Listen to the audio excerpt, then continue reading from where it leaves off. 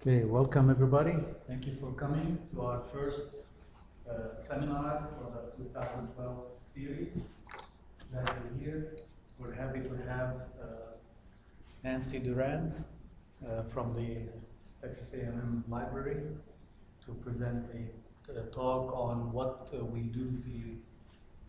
Nancy's been very helpful to all new faculty. I remember when I first came in to the department, she called and said, I want to teach you about the library and how to search. I came to my office. I forgot that.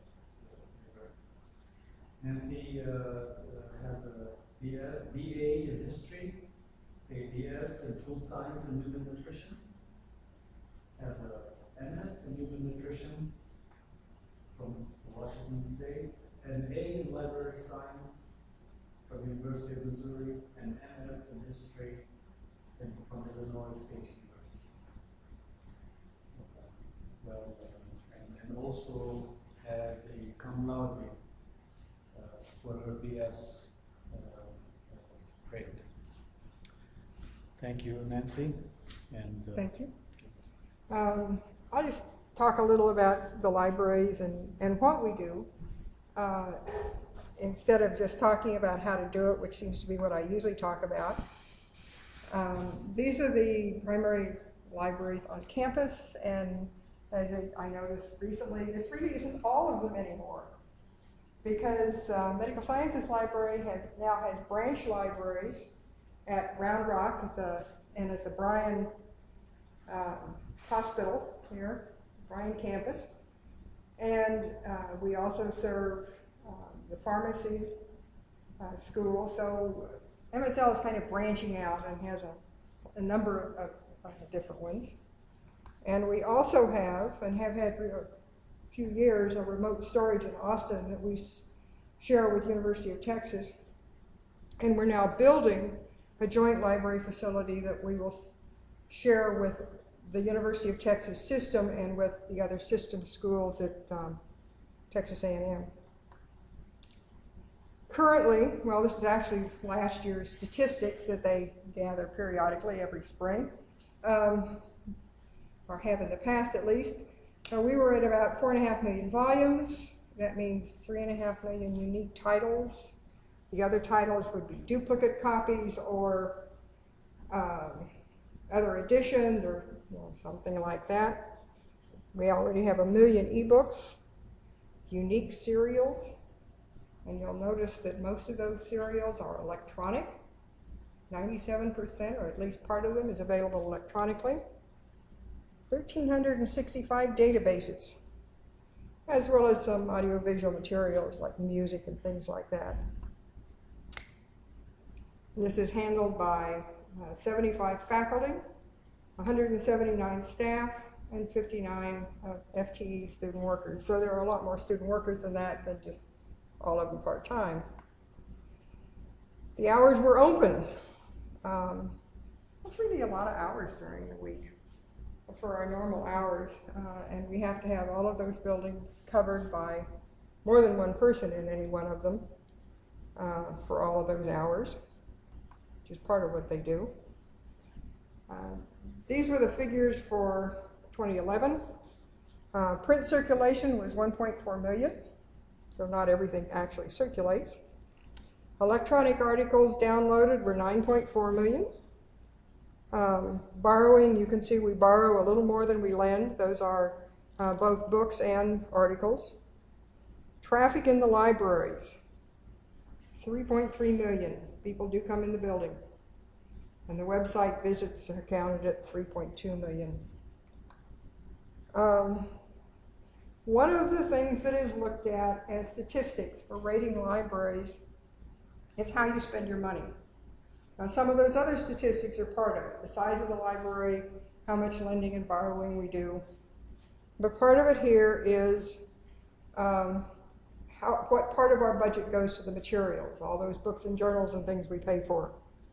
And you'll notice that we were at 47%, which is higher than Texas, right next to us. And this is one of the few years that's been below 50%. Normally it's been over 50%. So some of these budget cuts did affect us too. And they like to compare us to UT. In the spring, in the past, the dean has had to go to to request an addition to student fees, which is how, and that's where a lot of these statistics come from, was this library use fee proposal. Well, you'll notice here, 88% of our budget comes from student use fees, which the president has now declared is not a separate fee, but there's one big pot of money that people have to go ask for. So our brand new dean, who started the 1st of July, now has a new funding structure, whatever that means. And I have no clue. But you can see that a very small portion of our budget comes from the state funds. It's been good in the past in some ways because we haven't had to do major budget cuts with the budget cuts that have come from the legislature, but on the other hand, we don't know where it's going now. At least I don't. Maybe the dean does. This is how we spend it. Like I said, most of the time that's been over 50% for library materials, but some of the other things are harder to cut. So there's not a whole lot of give in there in some ways. And our big problem is often inflation in cereals.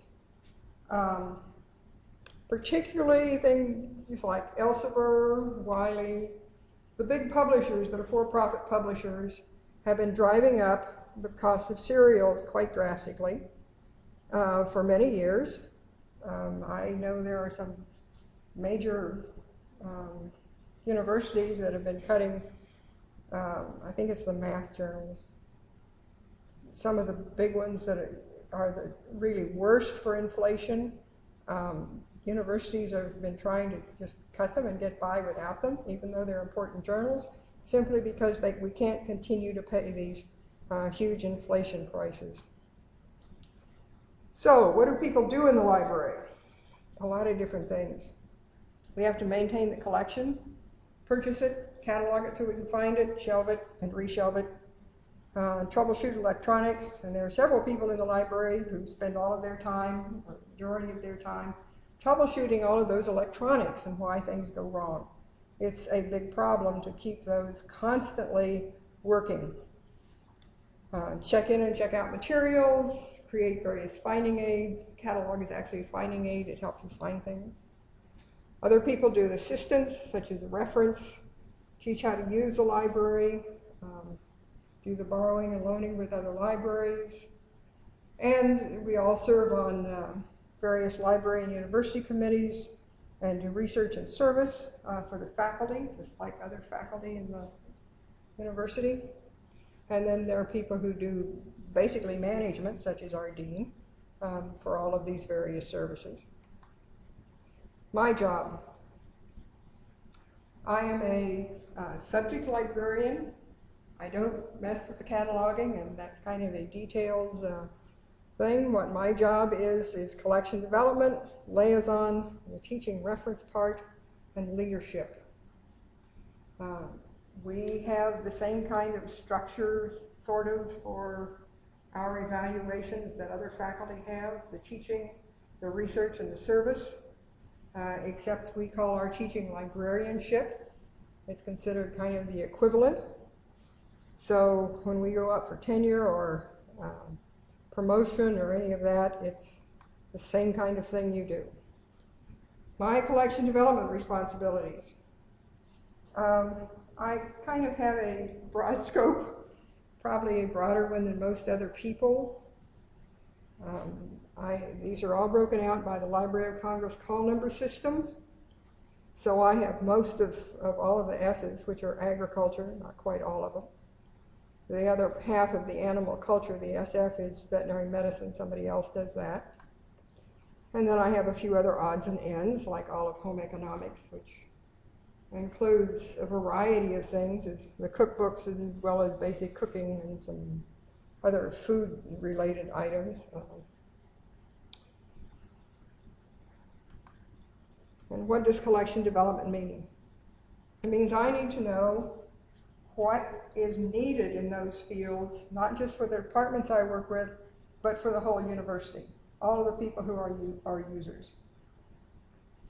I need to collaborate with other collectors, because everything that the people I know use is not necessarily in my areas that I collect. And there are people in other departments that may be interested in what I'm doing. So I collaborate with other subject specialists who are collectors.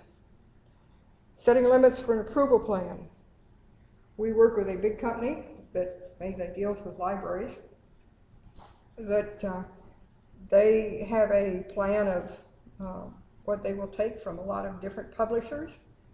They get all those books, they kind of partially catalog them. They put out some information so we know what they are. And we have set some limits so that if it fits within our profile of what we've said we want, they automatically send us the book.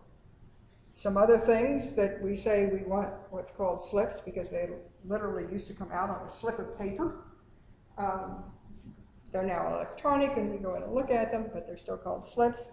They're just information about the book that you might be interested in but don't necessarily want to get automatically. So we have to review those.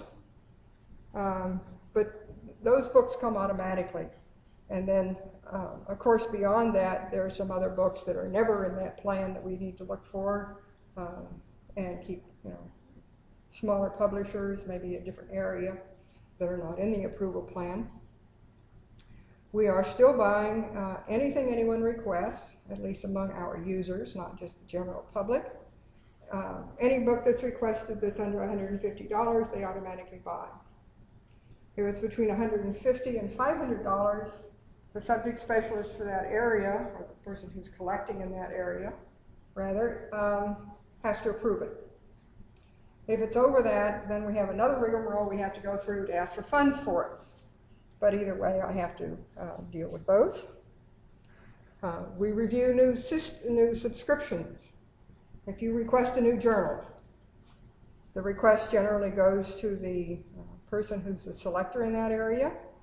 We do a review of what the journal is, and once a year we take a look at those and rank them based on a variety of things, like how many people have been requesting articles from that journal, and the cost and the value and the quality of it. Something that's a research journal is going to be rated higher than a magazine kind of thing generally. But then we purchase what we can afford from that. So the higher rated it is by that group, the more likely it is to get purchased, but there's no guarantee. It just depends on funds. We do that in the falls because most of the time we start subscriptions in January.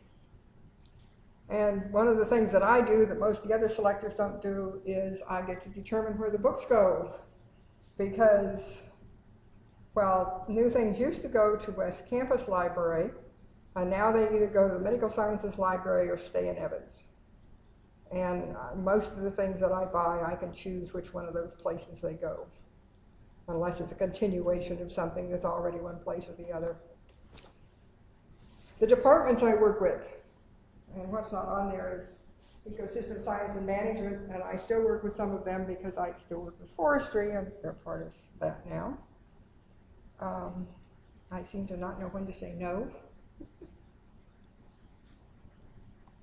By subjects, there's even more subjects than there are departments, because some of them have more than one subject. Horticulture is really kind of simple in some ways. You have basically one subject, not two or three different things like entomology with forensic sciences, which are kind of different. And the last part of that. So what do I do as a liaison to those departments? I'm supposed to know what the department needs from the library. What kind of research are you doing? What kind of journal articles might you be looking for? What kind of books might you want? and I'm supposed to represent the library to the department. So if we get something new that I think is important to this department, I will try and let the department know. Usually I do that by communicating with the library rep. But it's kind of two-way here. I'm supposed to be talking with you so that you know what we're doing. Also, when it comes down to needing teaching, classes, individuals, I am the first call on that. And for reference assistance, and that includes people in the library. There are some people in the library who don't feel they know much about agriculture, and so if they get a question on agriculture, and if it's not a pretty simple thing, then they'll have to refer it to me. The teaching and reference part, individual instruction. Somebody needs some particular help, or somebody new comes and wants to learn about the library, I sit down with them and go over what I can do to help them and get them started. Group instruction. Go to a class or have a class come to the library. Talk about how to use the library resources relevant to that class assignment. Simply help find resources for people who walk in. Find what it is they're looking for. But also, looking at things that are available to see if we're buying the ones that we need so that we have them available. I create subject guides for all of those subjects, not just by department, but for all of those subjects. And class guides for any class that the professor wants to have an assignment and feels we can do something with a class guide. And then that serve as expert for referrals. And a lot of that comes from within the library, but not always. I occasionally get some strange questions that I don't know how they thought I needed them, but I often refer those to extension agents. Usually that's what they really need. On the leadership part, I'm on 2 elected committees in the library, and I represent MSL at the Graduate Council, so I go to their meetings generally every month. And libraries change. New things are added, things are lost or withdrawn, things move. Every part of the Library of Congress alphabet does not grow at the same rate. That means every once in a while somebody has to come in and shift those 4.5 million books so that there's more space on the shelves where it's growing quickly and you can crowd up some of the others. It's also why we need the storage areas. There simply is not enough room in the library to keep adding the miles of shelving we need every year to take care of all of these things. So what we try and do is move out some of the journal runs that we have that are now available electronically. Some of those have gone to storage. Some more of them will go to storage when the new place opens. Some of the older books that are rarely checked out will go to storage. We won't necessarily withdraw them, but we'll send them to storage where you can still get them. They're not quite as handy maybe, but they don't need to be on the shelf because people aren't using them that much. So electronics don't always work either. So there are people who have to pay attention to those and keep track of all of that. But it's also a change. We get new things. We move things. We get, we license the databases from a number of different vendors. Right now we're considering moving Biosis, which is the biology database, from Ovid, which is one provider, to ISI, which is another provider. What will that mean to you? The search screen will look a little different. Other than that, not a whole lot. It will mean to us what things can be searched at the same time, maybe, because you can often search more than one database that we get from the vendor. And I think it's going to mean a little less money for us in the long run, cost us a little less. But these things we have to kind of keep up with these things. Services change. These vendors, sometimes we had a number of vendors that have been bought out by someone else. The whole vendor goes away. We have to decide where we're going to license those databases. Same thing happens with journals. Somebody buys a journal and is providing another journal. We can do different things. This Get It For Me's only been around about 10 years now. Seems to me amazing it's been that long. And philosophies change. We have a brand new dean. As the leader of our library, he is probably going to make some changes in the library. I don't know what they'll be yet. We're sort of watching to see, as he's here a while, what changes he will make and how that will happen. So what do? We provide journals and books. And even if you are searching Google, if you're on campus and you're getting it for free, most likely you are using the library services. If you're off campus, you probably will not be able to get directly to it for free if it's one of our subscription. We provide finding aids like the subject guides, class guides, the catalog, the homepage as things to make it easier for you to find all of these materials. We do the Get It For Me, which is an interlibrary loan, so that if we don't own something, we can borrow it from another library, and we lend to other libraries in the same way. We're constantly purchasing new materials and evaluating materials. We provide instruction and assistance, either class instruction, individual instruction, or just reference if you come into the reference desk and ask for help. We do a lot of class reserves, both electronic and putting textbooks on reserve so they're available for people.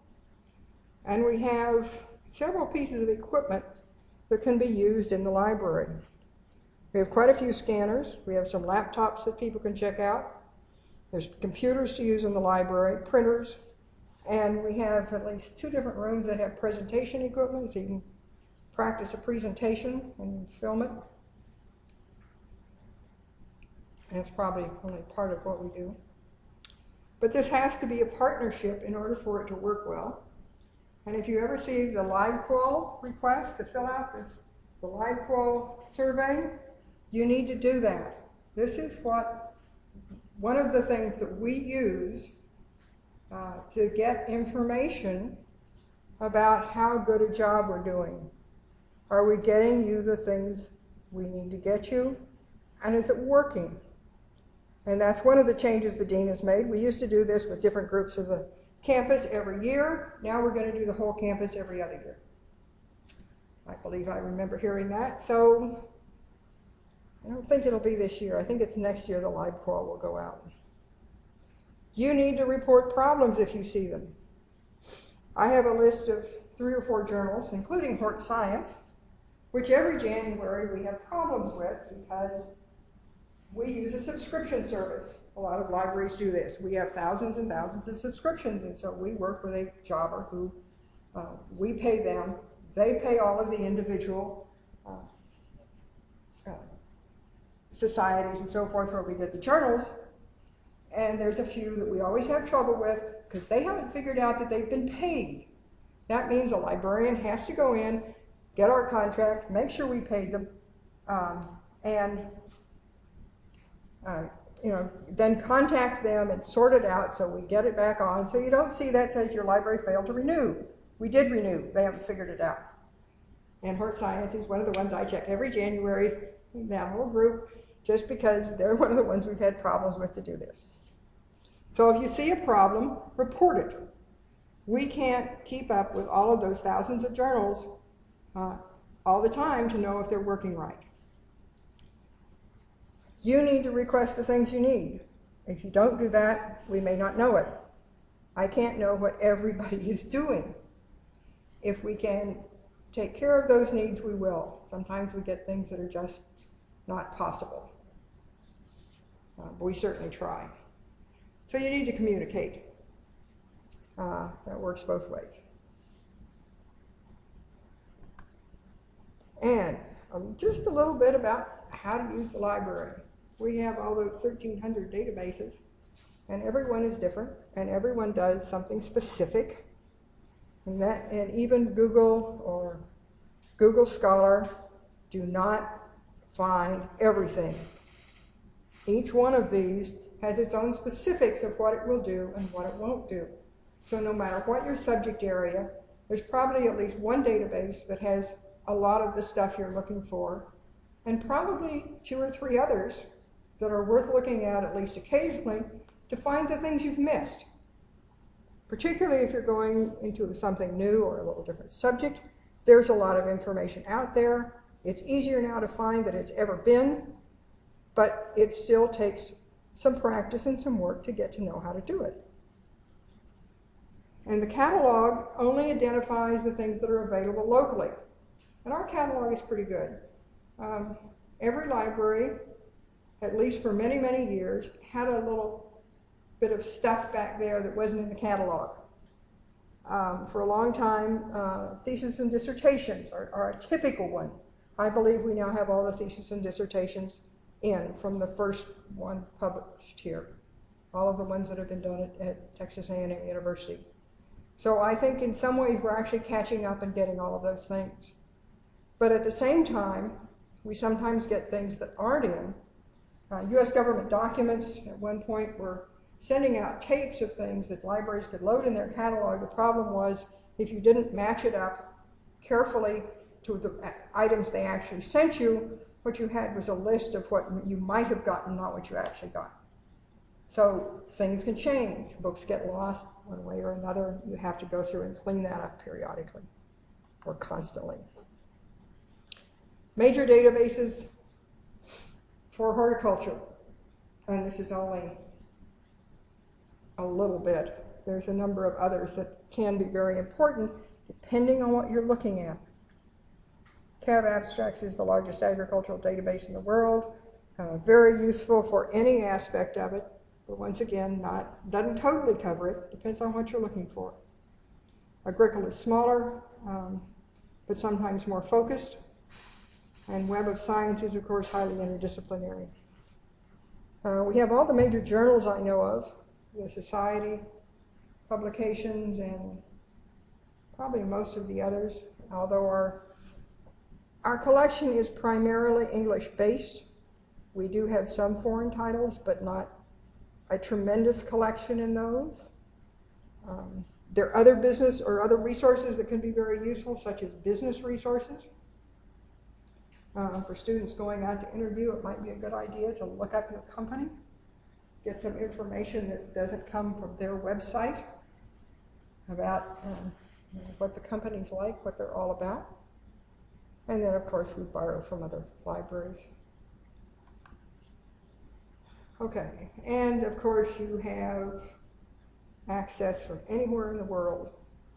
And I used to think that, but I also know that there are a few countries you can go to that do not allow you to have access. Somebody asked me why they were having trouble, and we finally figured out that it was the country they were in was blocking access. So, you have it from almost anywhere in the world, as long as you have that net ID and password. And that's what the new outside the medical science